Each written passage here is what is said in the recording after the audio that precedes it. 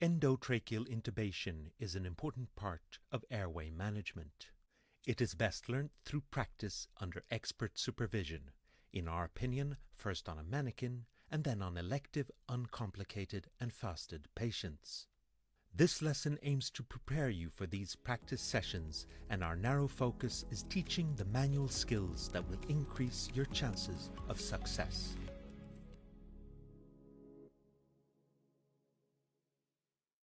Your intubation should always be preceded by an airway assessment.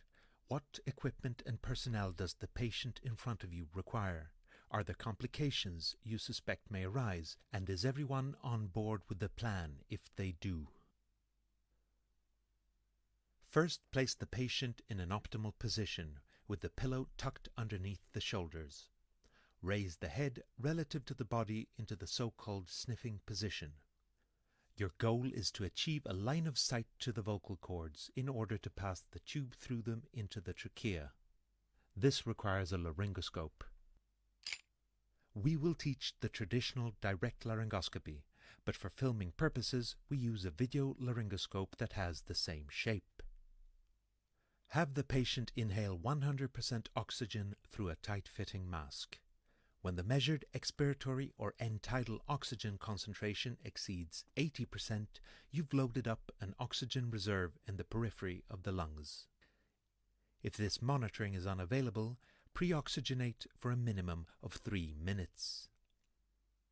Pre-oxygenation can be further improved, especially in the obese, by tilting the table and by applying a positive end expiratory pressure. This extra oxygen in the patient buys you potentially life-saving time if you have unexpected airway difficulties, precious time to call for help or try more advanced techniques. Administer the analgesic and await the onset. Laryngoscopy is very painful and requires drugs to alleviate sympathetic response and airway reflexes.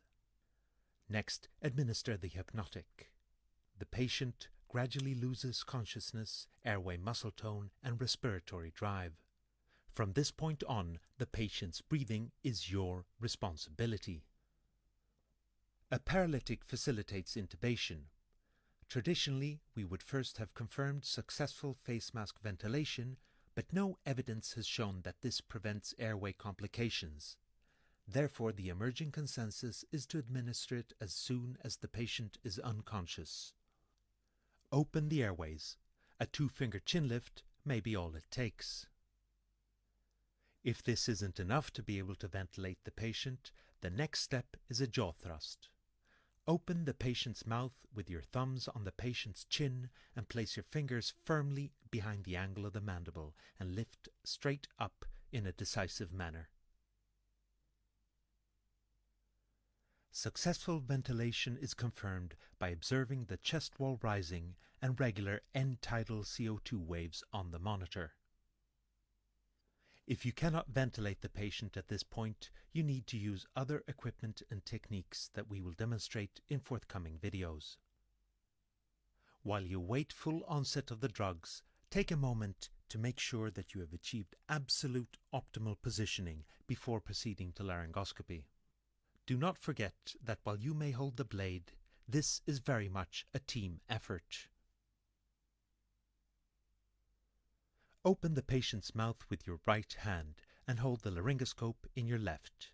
Not too tight, with 3 or 4 fingers as close to the blade as possible for precision and control.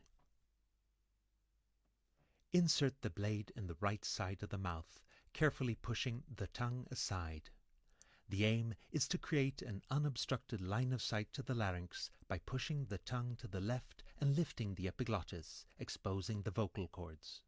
This requires precision, not brute force.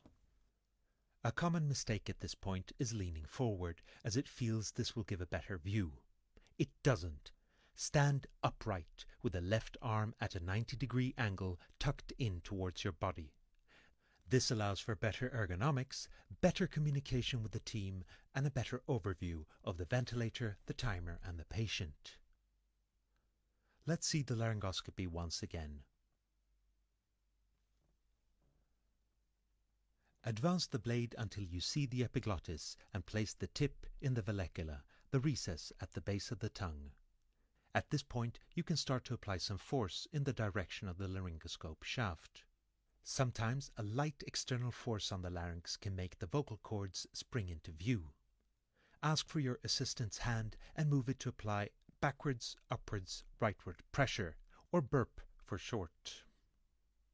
Make sure you don't pinch the lips and do not exert any pressure on the front incisors. By now you hopefully have a clear view of the opening of the trachea, a dark slit between the pale vocal cords. Insert the tube carefully. Sometimes a gentle rotation is required to pass the vocal cords.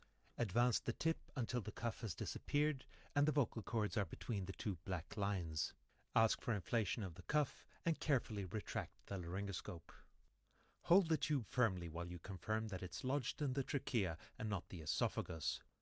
The gold standard is return of end-tidal carbon dioxide over several respiratory cycles. Be very cautious when interpreting the other signs traditionally used.